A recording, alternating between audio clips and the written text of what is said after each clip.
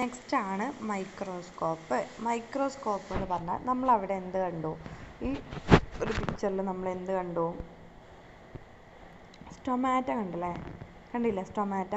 നമ്മൾ ഒരു ലീഫ് എടുത്തിട്ട് നോക്കുകയാണെന്നുണ്ടെങ്കിൽ നമുക്ക് ഈ സ്റ്റൊമാറ്റ കാണാൻ പറ്റുമോ? നമ്മൾ ഒരു ലീഫ് എടുത്തുകൊണ്ട് കണ്ണുകൊണ്ട് ഇങ്ങനെ നോക്കിയാൽ നമുക്ക് ഈ സ്റ്റൊമാറ്റ കാണാൻ പറ്റൂല അല്ലേ? അതിന് എന്ത് വേണം? അത് കാണാൻ പറ്റുന്ന ഒരു ഇൻസ്ട്രുമെൻ്റ് വേണം. ആ ഇൻസ്ട്രുമെൻറ്റിൻ്റെ പേരാണെന്ത്? മൈക്രോസ്കോപ്പ് എന്ന് പറയുന്നത്. എന്താണെന്ന് വെച്ചാൽ നമുക്ക് കണ്ണുകൊണ്ട് കാണാൻ കഴിയാത്ത വസ്തുക്കളെ അല്ലേ, നമുക്ക് കണ്ണുകൊണ്ട് ഇങ്ങനെ നേരിട്ട് ഇങ്ങനെ നോക്കിയാൽ കാണാൻ വേണ്ടി പറ്റാത്ത, കാണാൻ കഴിയാത്ത വസ്തുക്കളെ കാണാൻ വേണ്ടിയിട്ടാണ് എന്ത് ഉപയോഗിക്കുന്ന ഒരു ഇൻസ്ട്രുമെൻ്റ്, മാഗ്നിഫൈ ചെയ്യാൻ. അതായത് കണ്ണുകൊണ്ട് നമ്മൾ കാണാൻ കഴിയാത്ത വസ്തുക്കളെ മാഗ്നിഫൈ ചെയ്യാൻ വേണ്ടിയിട്ട് ഉപയോഗിക്കുന്ന ഇൻസ്ട്രുമെൻ്റ്, യൂസ് ചെയ്യുന്ന ഇൻസ്ട്രുമെൻറ്റിൻ്റെ പേരാണ് എന്ത്? Microscope. A microscope is an instrument used to magnify things that cannot be seen with the naked eyes. നമ്മുടെ നേക്കിഡ് ഐസ് വെച്ചിട്ട് നമ്മൾ നേരിട്ട് കണ്ണുകൊണ്ട് കാണാൻ കഴിയാത്ത വസ്തുക്കളെ മാഗ്നിഫൈ ചെയ്യുന്ന ഇൻസ്ട്രുമെൻ്റാണ് എന്ത്? മൈക്രോസ്കോപ്പ് എന്ന് പറയുന്നത്. അതിൻ്റെ പിക്ചർ നോക്ക്. മൈക്രോസ്കോപ്പ് സിമ്പിളാണ്. കണ്ണുകൊണ്ട് കാണാൻ കഴിയാത്ത വസ്തുക്കളെ കാണാം, അത്ര പഠിച്ചാൽ മതി. എന്താണ്? കണ്ണുകൊണ്ട് കാണാൻ കഴിയാത്ത വസ്തുക്കളെ കാണാൻ ഉപയോഗിക്കുന്ന ഇൻസ്ട്രുമെൻറ്റ്, അതാണ് എന്ത്? മൈക്രോസ്കോപ്പ്. സിമ്പിളാണല്ലേ? അപ്പോൾ നമ്മൾ സ്റ്റൊമാറ്റ നമുക്ക് കണ്ണുകൊണ്ട് കാണാൻ കഴിയൂല. അപ്പം അത് എന്ത് വഴിയാണ്? മൈക്രോസ്കോപ്പിലൂടെ നോക്കുമ്പോഴാണ് എന്ത് ചെയ്യാൻ പറ്റുക? നമുക്ക് കാണാൻ വേണ്ടിയിട്ട് പറ്റുക. ഓക്കെ, ക്ലിയർ ആണോ? നമ്മൾ നേരത്തെ റെസ്പിറേഷൻ പഠിച്ചു അല്ലേ? ആ റെസ്പിറേഷൻ പഠിച്ചപ്പോൾ നമ്മൾ പറഞ്ഞു ഡേ ടൈമിൽ എന്താണ്? പ്ലാന്റ്സ് കാർബൺ ഡൈ ഓക്സൈഡിനെ റെസ്പിറേറ്റ് ചെയ്ത് ഓക്സിജൻ റിലീസ് ചെയ്യുന്നു. അത് എന്തുകൊണ്ടാണ്? അവിടെ ഡേ ടൈമിലാണ് ഫോട്ടോസിന്തസിസ് നടക്കുന്നത്, ഭക്ഷണം ഉണ്ടാക്കൽ നടക്കുന്നത്. കാരണം അതിന് സൺലൈറ്റ് ആവശ്യമാണ്. സൺലൈറ്റ് ഡേ ടൈമിലേ ഉണ്ടാവുള്ളൂ, നൈറ്റ് ടൈമിൽ ഉണ്ടാവില്ല. അപ്പോൾ ഡേ ടൈമിലാണ് ഫോട്ടോസിന്തസിസ് നടക്കുക. അപ്പോൾ അവിടെ റെസ്പിറേറ്റ് ചെയ്യൽ കാർബൺ ഡൈ ഓക്സൈഡാണ്, റിലീസിങ് ഓക്സിജനാണ്. പക്ഷേ നൈറ്റ് ടൈമിൽ എന്താണ്? ഫോട്ടോസിന്തസിസ് നടക്കുന്നില്ല, അതായത് പ്ലാന്റ്സിൽ ഫുഡ് ഉണ്ടാക്കൽ നടക്കുന്നില്ല. അതുകൊണ്ട് നൈറ്റ് ടൈമിൽ പ്ലാന്റ്സ് റെസ്പിറേറ്റ് ചെയ്യുന്നത് ഓക്സിജനെയാണ്, അത് റിലീസ് ചെയ്യുന്നതാണ് കാർബൺ ഡൈ ഓക്സൈഡ്. ഡേ ടൈമിൽ കാർബൺ ഡൈ ഓക്സൈഡ് റെസ്പിറേറ്റ് ചെയ്തിട്ട് ഓക്സിജൻ റിലീസ് ചെയ്യുന്നു. ബട്ട് നൈറ്റ് ടൈമിൽ ഫോട്ടോസിന്തസിസ് നടക്കാത്തത് കാരണം, അവർക്ക് സൺലൈറ്റ് ഇല്ലാത്തത് കാരണം നമ്മളവിടെ ഫോട്ടോസിന്തസിസ് നടക്കുന്നില്ല. അതുകൊണ്ട് റെസ്പിറേഷൻ ചെയ്യുന്നത് ഓക്സിജനും റിലീസിങ് എന്താണ്? കാർബൺ ഡൈ ഓക്സൈഡും ആണ്. ക്ലിയർ ആണെന്ന് വിചാരിക്കുന്നു കേട്ടോ. സിമ്പിളായിട്ടുള്ള കാര്യങ്ങളാണ്. ഡേ ടൈമിൽ respiration carbon dioxide, releasing ഓക്സിജന്. നൈറ്റ് ടൈമിൽ respiration oxygen, releasing carbon dioxide. Okay, clear? ഇനി നെക്സ്റ്റ് എപ്പിഫൈറ്റ്സ്. ഈ എപ്പിഫൈറ്റ്സ് പറയുന്നതിന് മുമ്പ് മിസ് ഒരു സ്റ്റോറി പറഞ്ഞുതരാം കേട്ടോ. നമ്മളെ വീട്ടിലേക്ക് ഒരു ഗസ്റ്റ് വന്നേ. ആ ഗസ്റ്റിന് സ്റ്റേ ചെയ്യാൻ വേണ്ടി മാത്രം, കഥ എന്നൊന്നും പറയാൻ പറ്റില്ല, നമുക്ക് ഈ ചാപ്റ്ററായിട്ട് റിലേറ്റഡ് ആയിട്ട് ഇനി പറയുന്നൊരു 3 സംഗതി ഉണ്ട്, അതിന് റിലേറ്റ് ചെയ്തിട്ടുള്ളൊരു സംഭവം. നമുക്ക് വീട്ടിലേക്ക് ഒരു ഗസ്റ്റ് വന്ന് ആ ഗസ്റ്റിന് സ്റ്റേ ചെയ്യാനുള്ളൊരു പ്ലേസ് മാത്രം മതി, ആൾ താമസിക്കാൻ മാത്രം അല്ലേ? ആൾക്ക് സ്റ്റേ ചെയ്യാൻ അല്ലെങ്കിൽ താമസിക്കാനുള്ളൊരു സംഭവം മാത്രം, ഒരു റൂം മാത്രം നമ്മൾ കൊടുത്താൽ മതി. ബാക്കി ഫുഡോ കാര്യങ്ങളോ ഒന്നും നമ്മൾ കൊടുക്കണ്ട. രണ്ടാമത് വേറൊരു ഗസ്റ്റ് വന്നു. ആ രണ്ടാമത് വന്ന ഗസ്റ്റിന് നമ്മൾ സ്റ്റേ ചെയ്യാനുള്ള സ്ഥലവും കൊടുത്തു. അതുപോലെ ആൾ ഫുഡ് ഉണ്ടാക്കും സ്വന്തമായിട്ട് എന്ന് പറഞ്ഞു.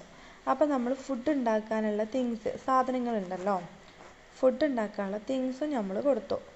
ആദ്യത്തെ ആൾക്ക് എന്തായിരുന്നു? സ്റ്റേ ചെയ്യാനുള്ള സ്ഥലം മാത്രം മതി, ഫുഡ് വേണ്ട.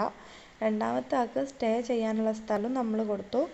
നമ്മൾ ഭക്ഷണം ഉണ്ടാക്കാനുള്ള സാധനങ്ങളും നമ്മൾ ഡെയിലി കൊണ്ടുവന്ന് കൊടുക്കും. ഈ ഡെയിലി നമ്മളത് കൊടുക്കുമ്പോൾ എന്താവും? ഫസ്റ്റത്തെ 2-3 ദിവസം നമുക്ക് വലിയ പ്രശ്നം ഉണ്ടാവില്ല അല്ലേ? ഡെയിലി നമ്മൾ ഇങ്ങനെ ക്യാഷ് കൊടുത്ത സാധനം വാങ്ങി കൊണ്ടുവന്ന് കൊടുക്കുമ്പോൾ അത് നമുക്കൊരു ബുദ്ധിമുട്ടാവൂലേ? ഡെയിലി ഉൽക്ക് ഫുഡ് ഉണ്ടാക്കാനുള്ള സാധനം നമ്മൾ കൊണ്ടുവന്ന് കൊടുക്കുമ്പോൾ നമുക്ക് പോകെ എന്താവും? അത് ബുദ്ധിമുട്ടായിക്കൊണ്ടിരിക്കും. അതുപോലെ മൂന്നാമതൊരു ഗസ്റ്റ് ഉണ്ട്. ആ ഗസ്റ്റ് അവിടെ താമസിച്ചിട്ട് നമ്മൾ ഉണ്ടാക്കുന്ന ഫുഡ് ഉണ്ടല്ലോ, നമുക്ക് കഴിക്കാൻ വേണ്ടി ഫുഡ് ഉണ്ടാക്കി വെച്ചിട്ടുണ്ടാവും, അതെന്ത് ചെയ്യും, ബാക്കി വെക്കാണ്ട് ഈ മൂന്നാമത്തെ ഗസ്റ്റ് വന്ന് എടുത്ത് തിന്നും. നമുക്ക് ഭയങ്കര ഒരു ദേഷ്യം വരും അല്ലേ? ഇല്ലേ? നമുക്ക് നല്ല ദേഷ്യം വരും, നമുക്ക് നല്ല സങ്കടമാവും അല്ലേ? നമുക്ക് ഫുഡ് കിട്ടൂലല്ലോ. നമുക്ക് കുറേ ദിവസം ഫുഡ് കിട്ടാതാവുമ്പോൾ നമ്മളെന്താവും, നമ്മൾ നശിച്ചു പോകൂലേ, നമ്മൾ ഇല്ലാണ്ടാവൂലേ? നമ്മൾ ഡെയിലി ഫുഡ് ഇല്ലാണ്ടിരിക്കുമ്പോൾ നമ്മൾ നശിച്ചു പോകൂലേ, നമ്മളില്ലാണ്ടാവൂലേ? അങ്ങനെ 3 ഗസ്റ്റുകളാണ് നമ്മളെ വീട്ടിൽ വന്നത്. അപ്പം അതിൽ നമ്മൾ ആദ്യം പറഞ്ഞൊരു ഗസ്റ്റ് അല്ലേ, എന്താണ്, ആൾക്ക് താമസിക്കാനുള്ളൊരു സ്ഥലം മാത്രം മതി. ആ ആൾ അതേപോലുള്ള ഒരാളാണ് ആര്, നമ്മൾ ഈ എപ്പിഫൈറ്റ്സ് എന്ന് പറയുന്ന ആളില്ലേ, എന്തിനാണ് ഈ ഹോസ്റ്റ് പ്ലാന്റ് എന്ന് പറഞ്ഞാൽ ആതിഥേയ, അതായത് അതിഥി എന്ന് പറഞ്ഞാൽ ഈ വന്ന ആളാണ്. അപ്പോൾ നമ്മൾ ഈ എപ്പിഫൈറ്റ്സ് ആരാണ്, അതിഥിയാണ്. നമ്മളപ്പോൾ ആരാണ്, ആതിഥേയരാണ്. അപ്പോൾ നമ്മൾ ആതിഥേയ സസ്യത്തിന് എന്താക്കും, ഇവർ ഡിപ്പെൻഡ് ചെയ്യുന്നത് ഹാബിറ്റേറ്റിന് വേണ്ടി മാത്രമാണ്. ഹാബിറ്റേറ്റ് എന്ന് പറഞ്ഞാൽ ആവാസം, നമ്മളവിടെ സ്റ്റേ എന്ന് പറഞ്ഞില്ലേ, അതിൻ്റെ വേറൊന്ന്.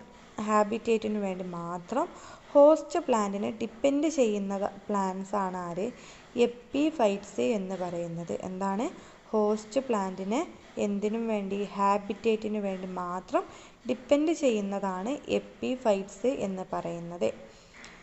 ഇവരെന്താണെന്ന് വെച്ചാൽ ഇവർക്ക് തിക്ക് റോഡ്സ് ഉണ്ട്, നല്ല കട്ടിയുള്ള റൂട്ടുകളുണ്ട്. ഈ പിക്ചറിൽ നോക്കിയാൽ ഞങ്ങൾക്ക് മനസ്സിലാവും, നല്ല കട്ടിയുള്ള റൂട്ടുകളുണ്ട് അല്ലേ? ഈ കട്ടിയുള്ള റൂട്ട് വെച്ചിട്ട് എന്ത് ചെയ്യും, ഇവർ അറ്റ്മോസ്ഫിയറിക് മോയ്സ്ചർ ഇല്ലേ, നമ്മൾ അറ്റ്മോസ്ഫിയറിൽ എന്തുണ്ടാവും, മോയ്സ്ചർ കണ്ടൻറ് ഉണ്ടാവും.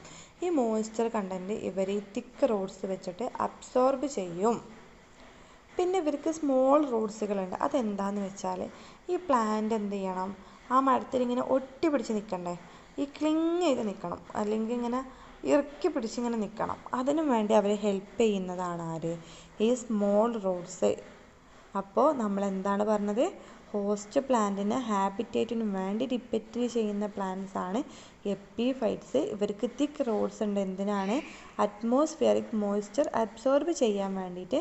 തിക്ക് റൂട്ട്സ് ഉണ്ട്, സ്മോൾ റൂട്ട്സ് ഉണ്ട്, എന്തിനാണ്, help to epiphytes to grow by clinging on to tree. നമ്മളെ ആ പ്ലാന്റിൽ എന്ത് ചെയ്യാൻ, എപ്പിഫൈറ്റ്സിനെ ക്ലിങ് ചെയ്ത് നിൽക്കാൻ ഹെൽപ്പ് ചെയ്യുന്നതാണ് ആര്, സ്മോൾ റൂട്ട്സ്. അപ്പോൾ ഇതിൻ്റെ എക്സാമ്പിളാണെന്ത്, ഓർക്കിഡ്സ് അല്ലെങ്കിൽ വേണ്ട എന്നൊക്കെ പറയാം. ഓക്കെ, എപ്പിഫൈറ്റ്സ് ക്ലിയർ ആണെന്ന് വിചാരിക്കുന്നു.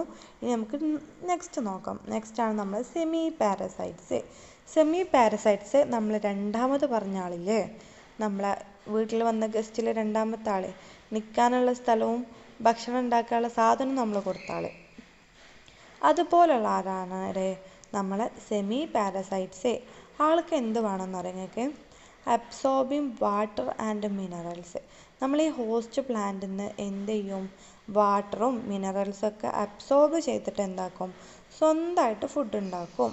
അതാണ് ആര്, സെമി പാരസൈറ്റ്സ്. എന്താണ്, plants make their own food by absorbing water and minerals from the host plants are called semi-parasites.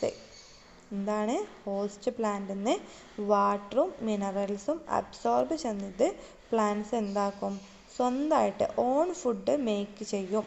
അതാണ് ആര്, സെമി പാരസൈറ്റ്സ്.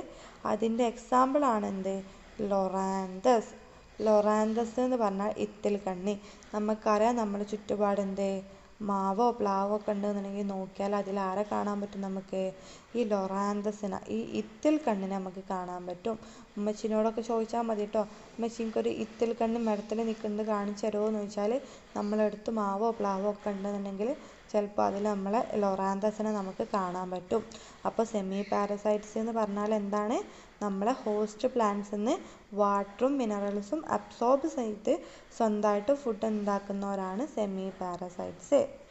ഇനി നെക്സ്റ്റാണ് ടോട്ടൽ പാരസൈറ്റ്സ്. ഈ ടോട്ടൽ പാരസൈറ്റ്സ് നമ്മൾ പറഞ്ഞ മൂന്നാമത്തെ ആളെ പോലെയാണ്. ആളെന്താക്കും, നമ്മൾ ഉണ്ടാക്കി വെച്ച ഫുഡ് എടുത്ത് കഴിക്കുന്ന ആളാണ് ടോട്ടൽ പാരസൈറ്റ്സ് എന്ന് പറയുന്നത്.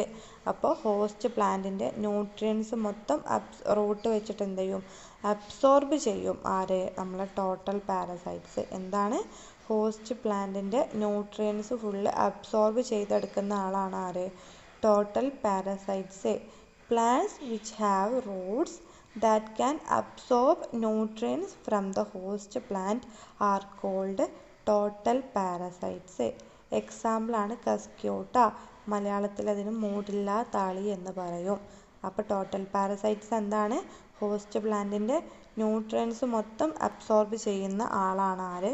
Total parasites. അപ്പോൾ epiphytes, semi parasites, total parasites ഒക്കെ നിങ്ങൾക്ക് മനസ്സിലായിട്ടുണ്ടെന്ന് വിചാരിക്കുന്നു. നമ്മൾ ഫസ്റ്റ് ചാപ്റ്റർ ഇവിടെ ഫിനിഷ് ആയിട്ടുണ്ട് കേട്ടോ. അപ്പോൾ ഓക്കെ, ബൈ.